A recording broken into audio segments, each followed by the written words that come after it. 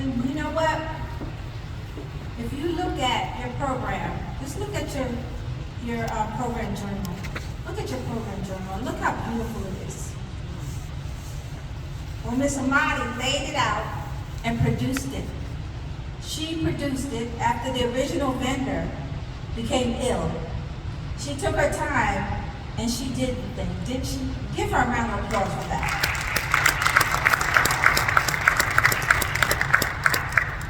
When I first saw it, I said, wow, whoever did this is seriously professional, and this might be your sidekick, I guess, right? But it's definitely a beautiful piece, and we are honored to have it. And thank you very much for taking the time out of your schedule to do it. Now, the 5-time great nephew of Frederick Douglass is here. Terrence Bailey, Sr.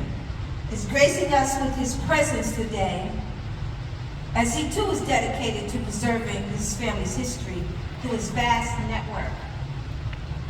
Again, his extensive bio is in the program journal, but I am moved to lift his 2 Frederick Douglass organizations based in Talbot County, Maryland, the birthplace of Perry Bailey and Frederick Douglass. Operation Frederick Douglass of the Hill and the Bailey Gross Family Foundation. And as he comes, I just want to tell you a little story. My visit to Talbot County. The president of the Frederick Douglass Memorial and Historical Association, Attorney Sylvia Quinton, and I, we decided that we were going to take a trip to Talbot County. We decided that we wanted to feel Frederick Douglass's spirit and the spirit of his family. So we took the trip and we got to Tuckahoe Creek. And we laid on the ground because the spirit just led us to the earth. You know how the earth is so powerful, it could just draw you down sometimes? I began to shout. My Pentecostal roots just came out. My fire-baptized preacher grandmother just came within me, and I just began to shout. Laying down looking at Tuckahoe Creek, we could see and feel the essence of Frederick Douglass's grandmother. We could feel Betsy just harvesting the herring in the river. We could really visualize her to some extent stitching the netting where the fish were caught. And I'm telling you all this because I'm telling you, you need to take a trip.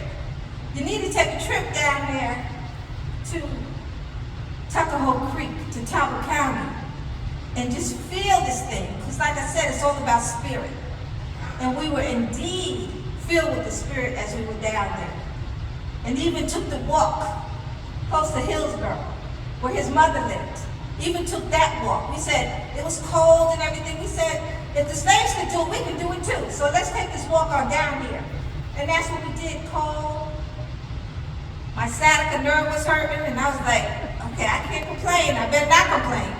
Because the spirit of Frederick Douglass is all around me, along with his family. My mother-in-law used to say, I'm not complaining, I'm just explaining. So we need to just be explaining and stop this complaining, because we are so blessed and we have so much to be thankful for. With that, I'm asking Terrence Bailey Sr. to come up and give us some words.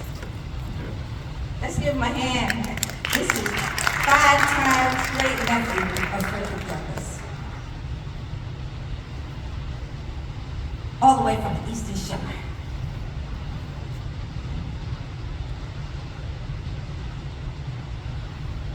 The first thing I want to say is Miss Jackson. Miss Jackson invited me here, and I appreciate it.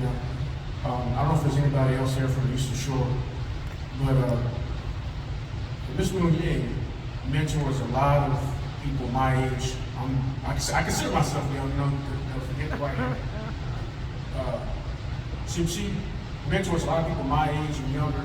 There's a lot of young activists that are coming up. They can all say that Miss Jackson has poured a lot into them. And she's that person that you can call up at 9 o'clock at night. She's saying, "Now, Terrence, I'm about to go to bed now. You better make it quick."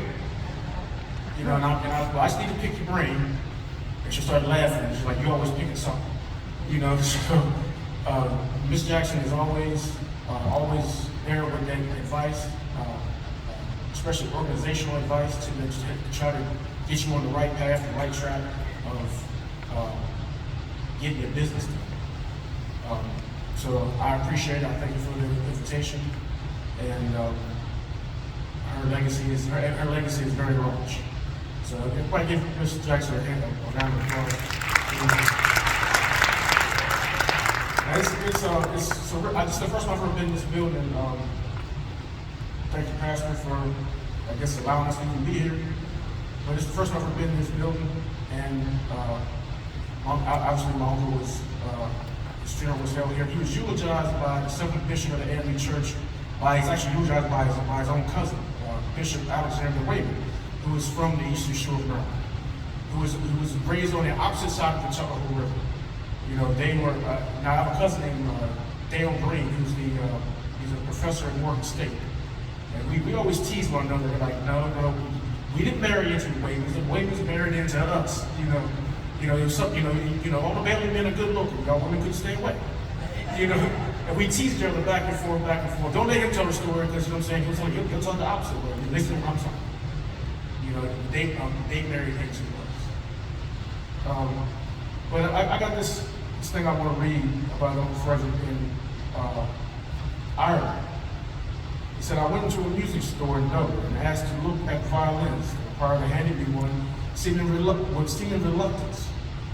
He appeared to be afraid that I would break it. His whole attitude was one of amazement. He had heard of Negroes, no doubt, but very likely I was the first one he had actually seen.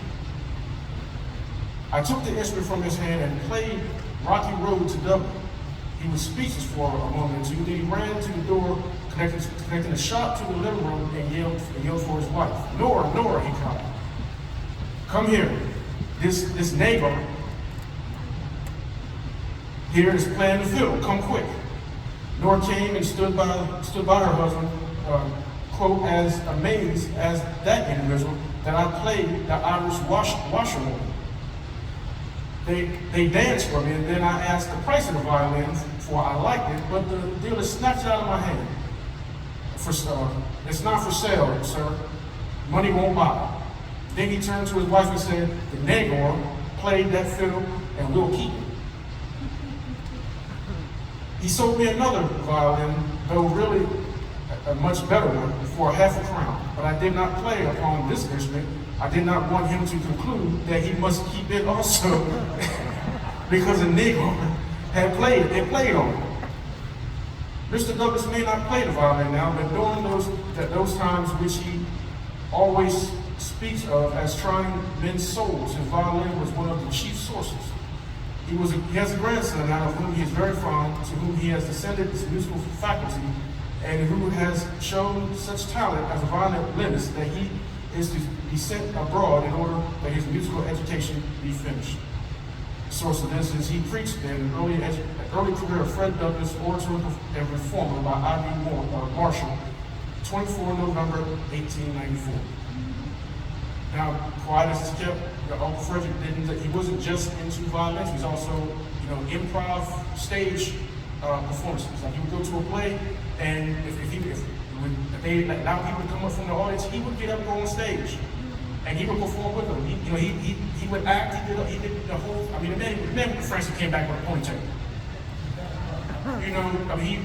He would get out there, and the man was not shy. Once he got over that first speaking engagement, when he made it North for Freedom, and there's those ambitious guy he was speaking, he never stopped talking, and he got his performing.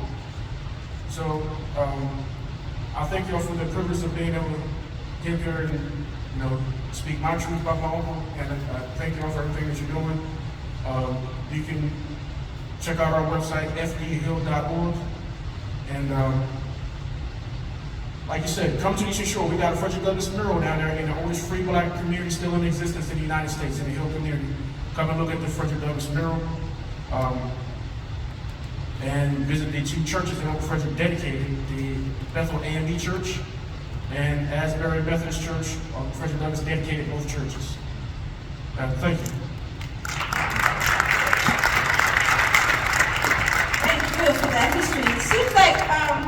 you know, you've heard of performance art, right? So Frederick Douglass was into